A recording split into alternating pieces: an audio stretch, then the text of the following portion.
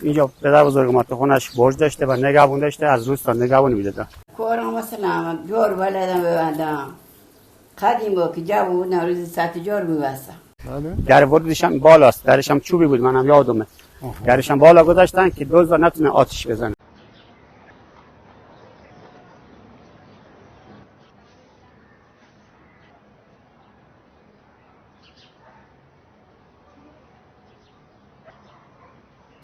دو سال یه بارم باردار میشه، 2 سال یه بار زایمان میکنه، تا یه سالم بچه شیر میخوره.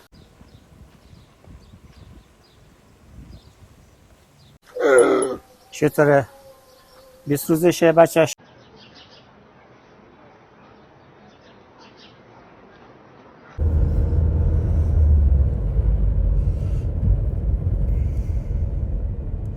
سلام، احوال شما خوب است قربان؟ حال شما خوبه ان شاء الله؟ خیلی خوش آمدید. بفهمید. دور بزن برگرد. آقای عسکری. بله قربونه.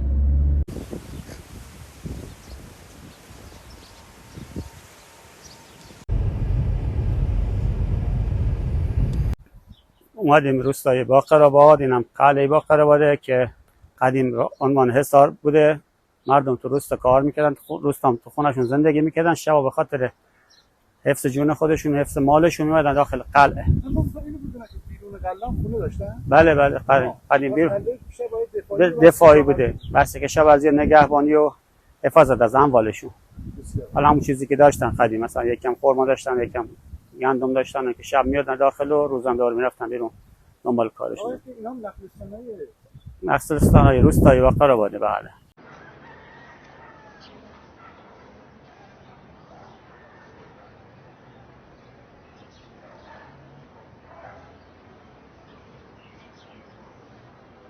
درخت خرما داریم که خرمای بومی قدیمی داریم، خرمای اصلاح شده هم داریم که خرمای خوبه، قابل فروشه، قابل خوردن و استفاده است. از وسایل دیگه درخت نخل هم که استفاده از زیزومش، از شاخ برگش، از لیفش که لیفش سازو درست میکنن، از سازو کمن درست میکنن، از شاخش جارو درست میکنن، کلاه درست میکنن، باد بزن درست میکنن، بسیار سبد درست میکنن. اینجا همینا الان مثلا همینا رو میشه به گردشگرم فروخت. بله هم نمیشه بفروشن. گردشگر کارگاهی باشه خانم میتونن کار کنن بفروشن. از در واقع موارد بومی اینجا بله استفاده کنه. آخه که من میبینم خیلی ماشاءالله نخلستان بزرگی هم هست. بله 72 هکتار. 72 هکتار. بله نخلستان. و مردم اینجا بیشتر همین کشاورزی پسته و خرما دارن. نخلست باقرآباد چند وقته تو بحث گردشگری هم خیلی فعال شده و اسمش افتاده رو زبونا؟ 10 ساله. 10 ساله. بله. اینطوری که من رصد میکردم مثلا تو نوروز یا توی پاییز زمستون خیلی شلوغ میشه. بله نوروز یا موقعی فصل سال که هوا بهتر باشه، اینجا چون که گرمه به خاطر درخت خرما، هوا گرمه که خرما هست. همین زمستون یا فصل سرد سال گردشگرا بیشتر میان.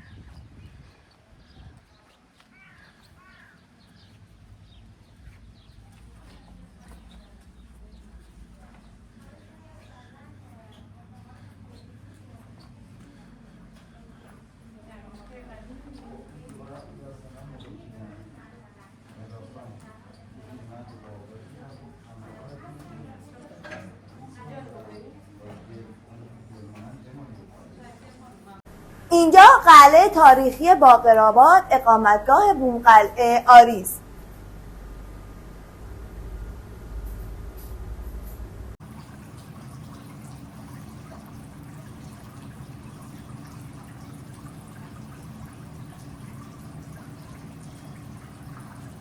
یکی از مهمترین ویژگی هایی که این قلعه داره که ما الان میتونیم پشت بوم ببینیمش، بهارخوابای اینجا هستن. بهارخوابای اینجا مهمترین المانی است که در زمان گذشته وقتی تابستون و هوا گرم بوده، مردمی که داخل قلعه زندگی میکردن میرفتن بالای پشت بوم و اونجا در شب میخوابیدن، چون که یکی یکی از مهمترین ویژگی‌های این قلعه بهارخواباش هستن که این بهارخوابا وقتی که در زمان گذشته تابستون هوا گرم بوده مردم می اومدن بالای پشت مو و میخوابیدن. این دیوارهای کوتاه اطرافش به خاطر این بوده که از بهارخواب کناری مشرف به اون یکی بهارخواب نباشن. و خدمتتون بگم که این حفره طورایی هم که در بهارخوابا میبینید اینا به خاطر تبادل هوا بوده که هوا خنک باشه داخل اون چهار دیواری بهارخواب. خدمت اتاقای این اقامتگاه برمیگرده به یه چیزی حدود 300 تا 350 سال گذشته، اما خدمت دیوار اطراف اینجا برمیگرده به 250 تا 270 سال گذشته.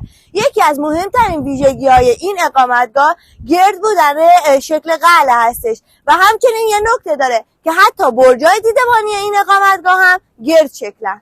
این قلعه دارای 2 برج دیدبانی هستش که در گذشته یه برج دیدبانی خارج از قلعه بوده که خان این منطقه اونجا زندگی میکرده عبدالرحیم خان.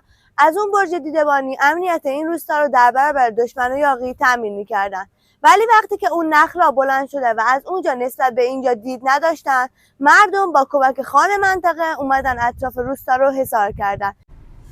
ما الان در بافت اصلی خود روستا هستیم دیگه، درسته؟ بله درسته.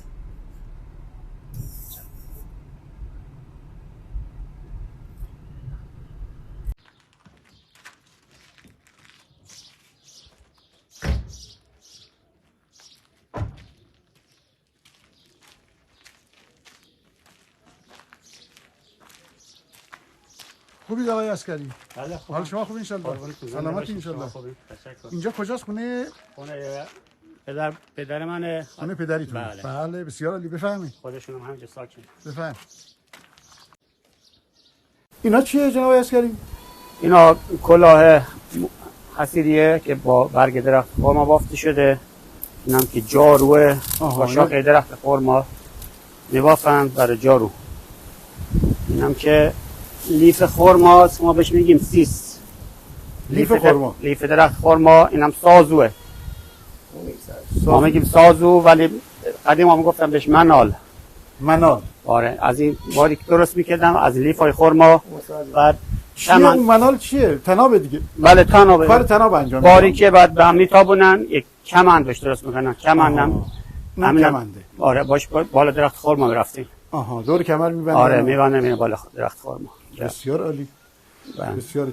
من دیدم اونجا متوجه شدم یه برجی هم دارید شما تو خونه. بله بله. برج چیه؟ برج قدیمی روستاست که پدر بزرگان کت خدا بوده تو خونه‌شون نگهبان داشتن. آها بریم ببینیم. آره بفرمایید. این برج نگهبان داشتن و از این برج هم استفاده می‌کردن. اسلحه داشتن قدیم. تفنگچی داشتن. بله بله تفنگچی داشتن که ما خودمون هم یادمون. بله. این برج خونه کت خدا بوده. خونه کت خدا بوده که نگهبان داشتن و تو برج هم شبا نگهبان. معمولا آدمایی که تو قدیم می‌خوردن وضعشون هم بهتر بود تو خونه‌هاشون برج داشتن، نگهبان داشتن. بله بله بله. تفنگچی داشتن. تفنگچی داشتن، برج داشتن و اینجا پدر بزرگ ما تو خونش برج داشته و نگهبان داشته، از روستا نگهبانی میدادن. اصلا اینا درخت چیه؟ اینا درخت زیتونه. زیتون آره. بله عزیز. جالب اینجا زیتون عمل میاد؟ بله زیتون عمل میاد. بارده ایش هم خوبه.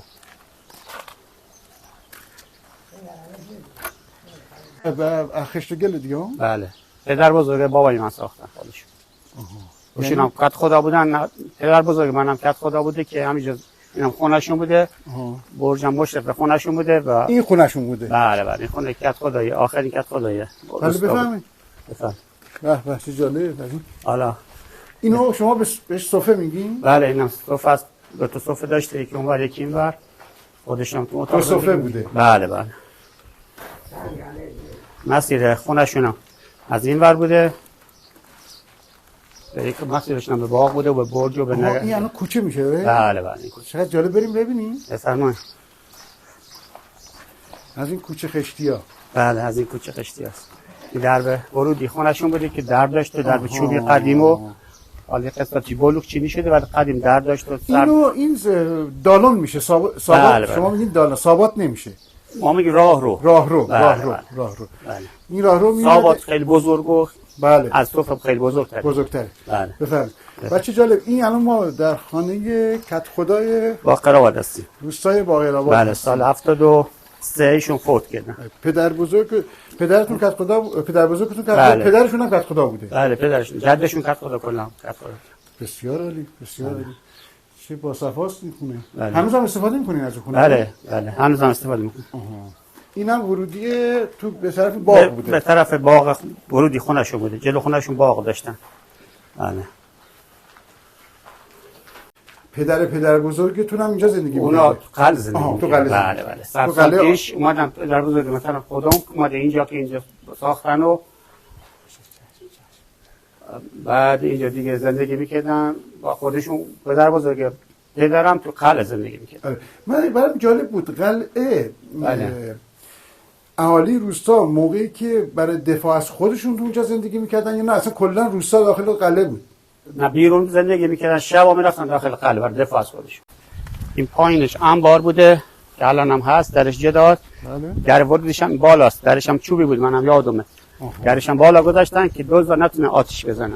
آتش بزنن. اگه پایین بود میسوخت، میتونست آتش بزنه. ولی چون بالا نمیشد آتش بزنن. از اون بالا هم دماغ سنگ میزدن تو سرشون.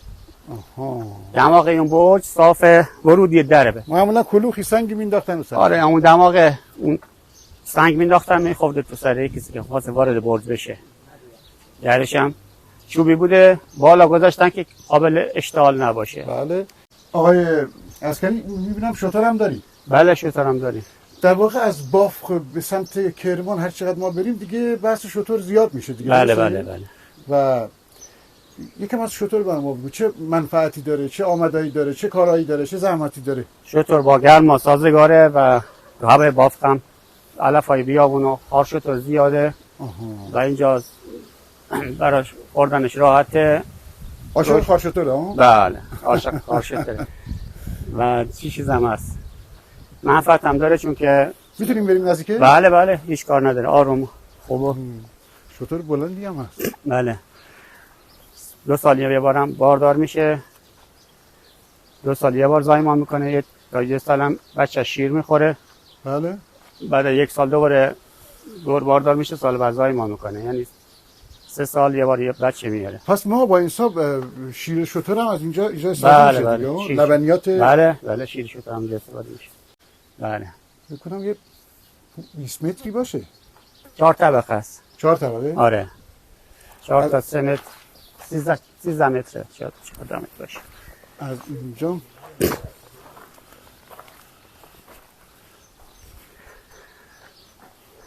اینم درخت پسته است دیگه. اینم درخت پسته است که از قدیم کاشتن و همینجوری استفاده میکنه. نخل و پسته. پسته یونجه یکم. کشاورزی خوبی داره. بله بله اینجا کشاورزیش خوب است. این داره چیکار میکنه؟ این الان خوابیده، کاری نداره. خوابید. آره بعد بشینه استراحت کنه. بله میخواد بشینه استراحت کنه. یا تو سایه میخوابه ظهر صبح هم که میره آفتاب میخواد. بعد این پسر یا دختره؟ این دختر خانمه. بخواب دختر. یعنی از اینجا میرفتن بالا یه پله جا پا گذاشتن، جا پا کندن و رو خشته و میرفتن بالا. درش هم چوبی بود که من یادم درش هم دیگه موریانه خورد و از بین رفت. ماشاءالله. بله این بچه. این الان بچه هست؟ بله 1 سال داره، 1 سال خورده. بله بزرگ ماشاءالله. چه بچه درشتی. بله ان شاء الله برکت باشه آقا. زنده باشین، قربان شما، سلامت باشین. ان شاء الله برکت باشه. اینا را بهش میگن بلوون. چی میگن؟ بلوون. بلوون. آره سال اول حاشیه که دنیا میاد حاشی، بعد بلوون، بعد میگن حق، بعد میگن شتر. دیدی پهلو شتری که بچه داره، تازه بچه دنیا آورده، یه 20 روزه. میریم پهلوی نوزاد شتر. ای جان. سلام علیکم.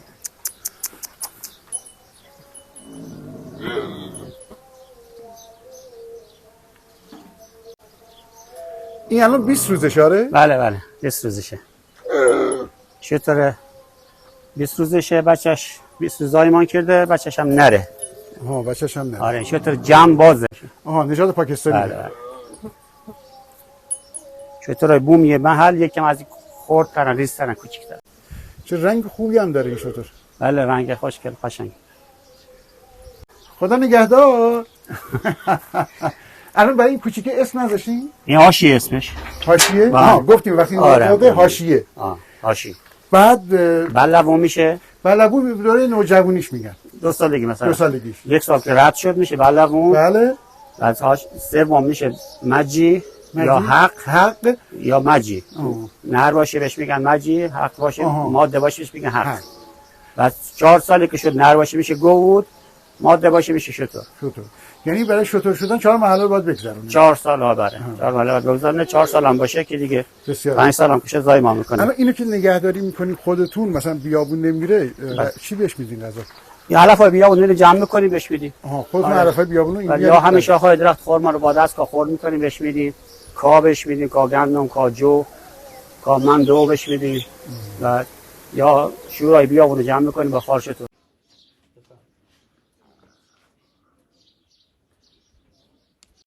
به حسیر میبافی. اینا رو میبافم اینا این رو کاس میشه.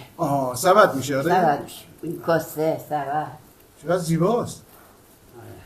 بعد اونایی که رنگیه رنگ خودش رنگ میزنن. رنگ میزنی برش. همش موغ. برگ درخت خرماش میگن موغ اینجا. موغ. آقا شما بگفتی میبافین از این سبدا؟ نه خیلی من نمیبافم. شما فقط مواد اولیه‌اش رو آماده میکنید. بله. برای موغش رو میاریم کمکش رنگ میکنم. بهش میگن موغ. کارم مثلا جار بلدم ببندم. قدیم با که جوون روزی 100 جار میبستم. جارو. من دیگه 30 من میگم. زبون خودم میگم. 30 بابا برام پاک میکرده درخت میورده. 100 گاز منار فلت میکردم و میوردم.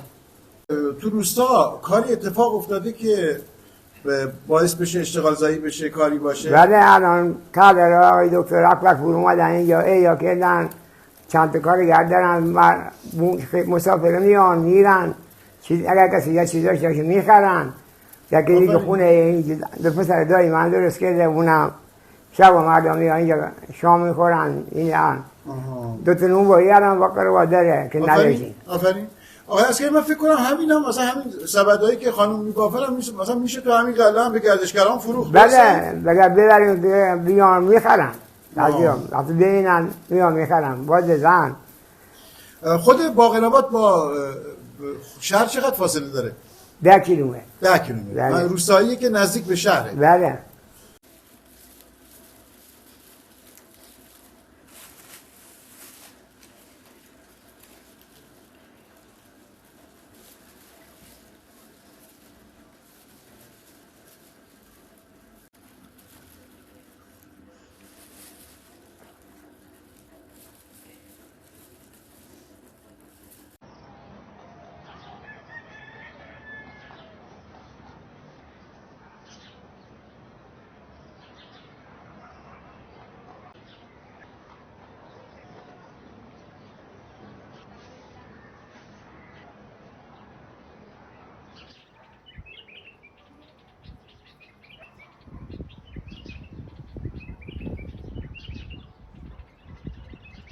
اینجا ظرفیت سرمایه‌گذاری هست. همین درختای نخلا میتونن زمینش از نو بکنن، درخت رو تصدیح کنن و قطع بندی کنن، درخت خوب بکارن. سرمایه‌گذاری هم خوبه. چطور میشه اینجا پرورش بدن، گوسفندیش پرورش بدن. گردشگری هم قلعه ساختن، یه آسیاب هم داریم، یه دنگ خانه هم داریم، یه حمام قدیمی هم داریم که حمام متاسفانه خراب شده ولی 3-4 تا دارن روش کار کردن و میراث فرهنگی سرمایه گذاشته و بازسازیش کردن و دارن استفاده میکنن. گردش کردم تو فصل سرد سال اینجا هواش خیلی گرمه به خاطر نخله خیلی زیاد میان و بله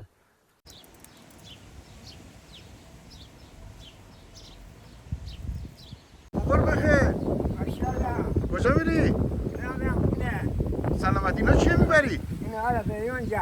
یونجه؟ بله. برای شطوره میبری؟ برای گوسفند. بله.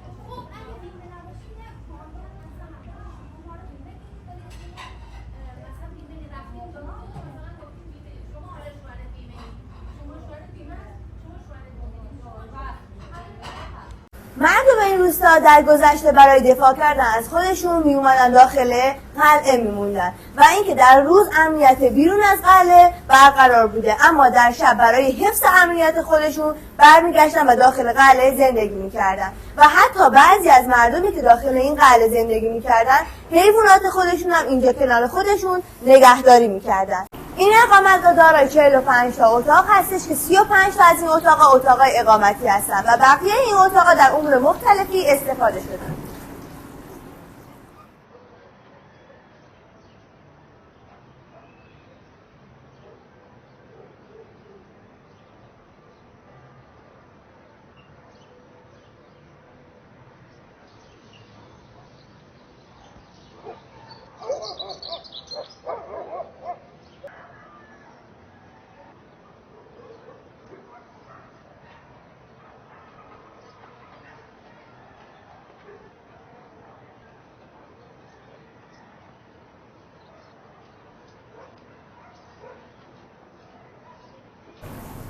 خدمتتون بگم که اینجا هر کدوم از این اتاق‌ها یک خانواده داخل زندگی می‌کردن و اسمایی که روی این اتاق‌ها نامگذاری شده اسم حیوانات همین منطقه هستش که ما روی اتاق‌ها گذاشتیم.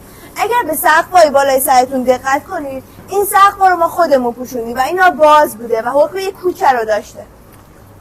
شما الان میتونید یکی از اتاق‌های پذیرایی ما رو ببینید. این یکی از اتاقا بود داره؟ بله، این یکی از اتاقا بوده که الان تبدیل شده به اتاق پذیرایی. این پله‌ای هم که می‌بینید تقریبا این قلعه فکر می‌کنم 9 تا پله به سمت پشت بوم داشته که از این پله برای بالای پشت بوم استفاده می‌کرد. رفتن به بالای پشت بوم. بله. این قسمت چیه؟ این قسمت هم حالا یه قسمتی هستش که اتاقای اقامتی ما هستن و یه چاه آب و چرخ چاه داره. در اکثر قلعه‌ها در گذشته شما وقتی چاه آب می‌دیدید استفادهش این بوده که مردم وقتی دشمن و یاغی بهشون حمله می‌کردن برای دفاع از خودشون از مسیر چاه فرار می‌کردن و ما این چاه رو به نماد اون اینجا قرار دادیم. این چاه نمادینه در بله بله. آب آشامیدنی مردم در گذشته در این قلعه از ورودی قلعه تا ته راه رو کلا یه جوب آب بوده که مردم اونجا آب آشامیدنی داشتن.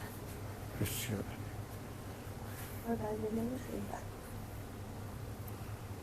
اسم اتاق ما یکی زاغ بور هستش، یکی هوبره هستش، جربیل داریم، اتاق گربه شنی و کاراکال که یکی از مهمترین حیوانات این منطقه هستش رو داریم اینجا.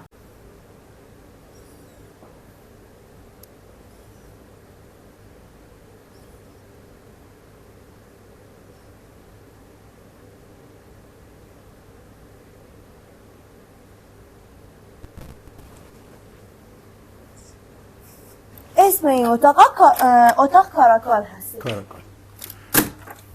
کاراکال به چی میگفتن اینجا؟ یه نوع گربه هستش که بزرگتر از گربه های معمولی و کوچکتر از روباه هست.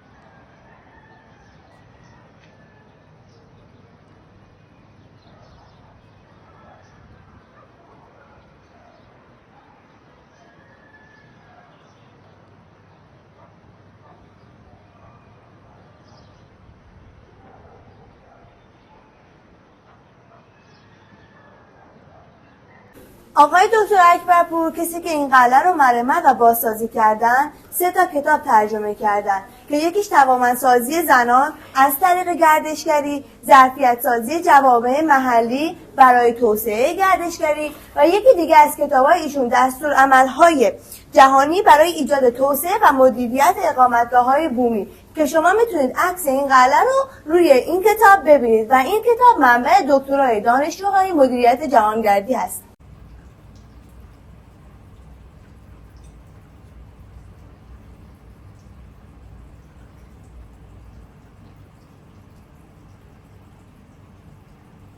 با همین ظرفیت هایی که هست اون مهاجرت معکوسه اتفاق افتاده؟ بله الان تا الان اتفاق. یعنی داریم که جوونامون برگشته باشن؟ بله خیلی برگشتن.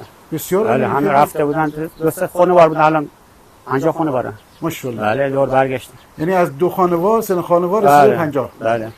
اون یادم اومد زمین بهشون واگذار کردن ساخت کردن و برگشتن دارن زندگی میکنن.